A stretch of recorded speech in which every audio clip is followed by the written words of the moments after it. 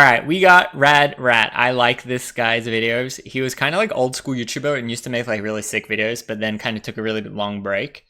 And now he is back grinding again, and he's hitting the heavy topics. Why doesn't frontside overcrooks exist? So I like that from the title. It seems his stance is frontside overcrook isn't a trick. I kind of agree with him, and I think it's only a nose grind or a backside overcrook. But I'm curious to see his point of view.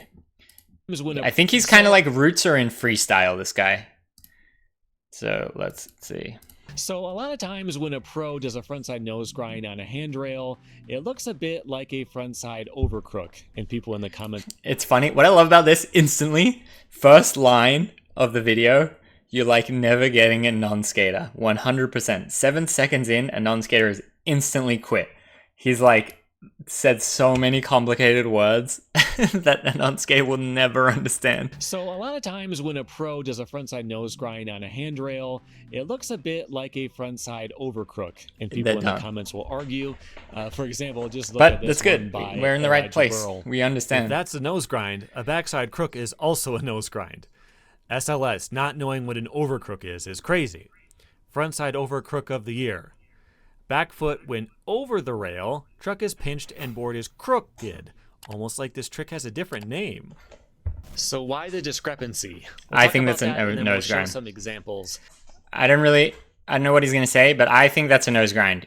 Lay of the law, yes, it follows the frontside crook mechanics. But I say I don't care about that. It's a nose grind. In a little bit. It comes down to Hygiene. Wheel locks. And I don't mean the kind that make it so it's hard to steal the rims off of your fancy car. I mean the way pros will lock into grinds on a handrail. So yo, we got a handboard right down the center of the truck, right perfectly in the middle. You could do it, but it's very hard. Because if your truck is even a little bit loose and you get just slightly off, the truck is going to turn, is going to pinch. So what a lot of pros will do, they'll either lock on the toe side, they'll lock on the heel side, or they'll cross lock if you're grinding with both trucks. But what happens if you toe lock on a nose grind? You will start to turn a little bit backside. That's what the truck does. You put weight on the toe side, the board turns this way. So the board starts to turn a bit front side, you're going more blind than normal. Probably not going to do that. You do see it sometimes, but you don't really see that too often. What you see more often is locking in on the heel side. And again, the truck is going to turn and you're going to be slightly... See, I don't really agree with him what he's saying. He's trying to say that if you do it like this, it is... No, but he's not though. He's saying it's a nose grind. But he's kind of differentiating between going like this, he's saying people rarely do it, versus going like this and like really pinching it. Drifting front side as the grind goes on. So let's take a look back at that clip by Elijah Burrell and just take a look at what his intention is. You see him pop up onto it, he locks into the nose grind, the board is starting to drift a little bit over, and both on the bail and the make, he is more centered and kind of comes off more straight than you would expect. You at least know he's not thinking about doing a crook. He isn't popping in, locking directly into the crook right off the bat. He's locking in on the heel side, and the board is starting to such a perfect drift over. For a crook, you don't really just want a heel side lock. You want an actual pinch there. Even though sometimes even pros will do a crooked grind that will lose that pinch at some point, so it's not an exact science here. But what is the difference? I mean, he's saying this point, it's extremely pinched. See how the wheel is touching the wood? Then he's saying he loses, because he's on a curve as well. The curve is trying to push him off. So it pushes him off a little bit there, and now the wood and the wheel are not touching anymore, and he's just like in a loose crook. Science here. But what is the difference between a heel side locked, angled nose grind and a heel side pinched crooked grind? Not all that much. But I do think it is technically possible to do a front side overcrook. Now I will give you 3 examples in order of how legitimate they feel, and I'm going to use the game session to give you ideal examples. So here is my first This example. is a good use of session. What I thought was cool about Skate 1, 2, and 3 is I felt like you could actually play it and then be like, I should try to do a backside flip out. Whereas Tony Hawk's Pro Skater, I feel like that you didn't quite get that. But I feel like this, because they advertise this as like skate simulator, which like this is the absolute use case right now, because he's trying to make a point about skating, and instead of having actual skate footage, you can use the skate simulator. To give you ideal examples. So here is my first example. This is also on a round rail, but you'll see a couple of things that are different in this one, which is that I am rotating into it and landing directly in the crook, not landing heel side and slowly turning. Is locked in directly, and if you turn even a little bit more, the wheel would drop. It's got rails on that almost board. directly on the wheel, right in the middle. If you were able to do one this exaggerated and this obviously set up to be a crook on purpose, I think it'd be very hard to look at this and call it a nose grind. And the next example would be on a ledge Hubba hideout. or hubba in this particular case. Because there's no coping, you don't have to do a lock at all. You just ride onto it. So turning front side does you no good. It doesn't help you. In fact, it makes it a lot harder. I have seen this trick a few times. People used to do it back in the late 1980s, but it's not really that popular of a trick. It's very hard to hold on to. The board's just going to want to roll, especially with the way you'd have to pinch it. I think you'd have to pinch it toe side, and then the truck would be kind of straight, but then your board would be turned. It's a weird trick. You don't see it much. I'm gonna mention it here because it is technically possible, and I would call this a front side overcrook. There's one more example. What? For the last one. What? He's saying it does exist. Why don't frontside overhooks exist? Question mark. He just said this was. Buy the new pickle coin. When we first got to talk I about hate pickle. what Not hate, the I just dislike. magazines would have called this trick back in the day. Can't call it a back tail because he's approaching frontside, and you can't call it a front blunt because the wheels aren't sliding. So what they would have said is ollie over to backside tail slide, which would make this an ollie over to backside crooked grind.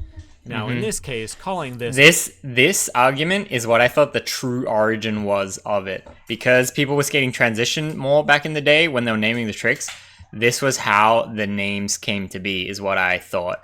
That's why front crook, ollie over front crook.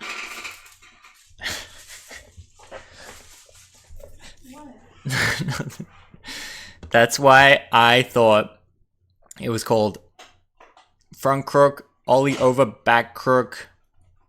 Yeah, that's what I thought. a nose grind in any way is ridiculous. So this is obviously an ollie over to backside crooked grind. But the thing is, when games came out, they had to stop describing tricks with a phrase. So instead of ollie over to backside crook, it became ollie plus overcrook. It's been 30 years, so at this point, that's just how skateboarders talk. But I think this one is undeniably a frontside overcrook. So that's why a lot of pros are hesitant to use the phrase frontside over. He didn't even give a statement. What? He's just saying because of video games? Just how plus. So instead of ollie over to backside crook, it became... My philosophy in life is that if you say words and someone knows exactly specifically what you mean, it's not correct to say, you said the wrong thing. I think if you can say words and it describes something and then it's the right, and then people understand, I think it's the correct thing. Of course, you can have more than one name for something, but then when you typically have two names, I feel like it's a war in which everyone is more popular wins, I think. It's the same reason someone doesn't say, I'm going to go to the stairs and do a backside pop shove at 180. And it's like, okay, yeah, like you could say that, or you could say, I'm going to go do back big spin. I'm going to go do back biggie.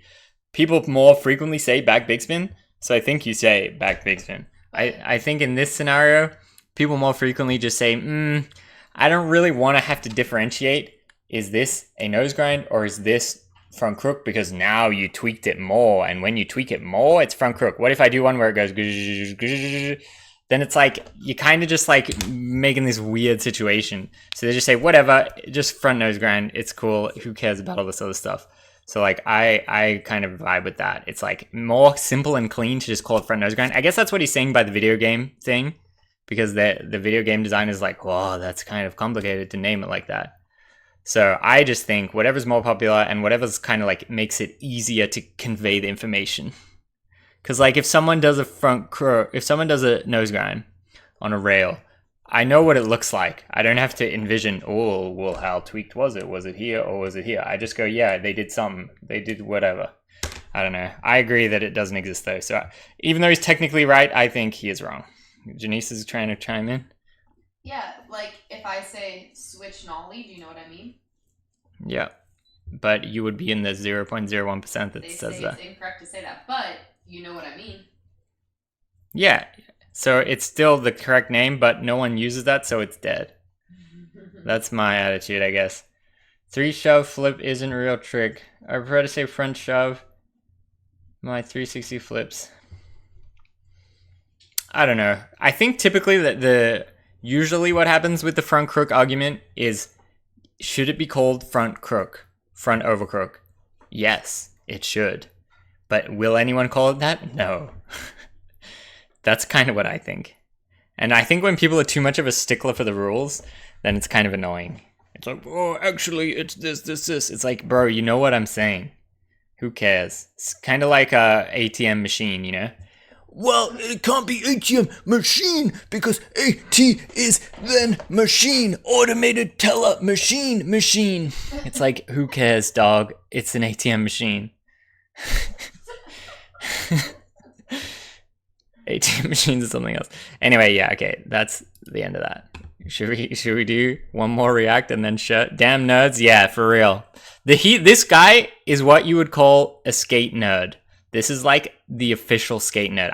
I hope he would see that as a compliment, but he is like the utmost skate nerd. And by what I mean by that is if you have a look at his channel, they're very skate nerdy titled. Let's go by popular. I want to go to one where he's like talking about something really petty. I guess there's a lot of gaming, but sometimes he'll talk about really petty stuff. What happened to Grind King? Damn, see, like that's a good video. He used to make sick videos. I hope his channel takes off and he keeps making content. Shout out to RadRat. RadRat video on YouTube. 10 best skate videos. World's greatest pusher. Damn, that's actually probably a fire watch. People always reference this guy's style. But anyway, definitely an elitist Dorito tutorial. But anywho, let's watch Elijah Bell. Tony Hawk's room pod flips isn't petty. I mean, I guess that's kind of nerdy. I was looking for something more specific. I guess that's pretty much as specific as it gets. He makes, I feel like the people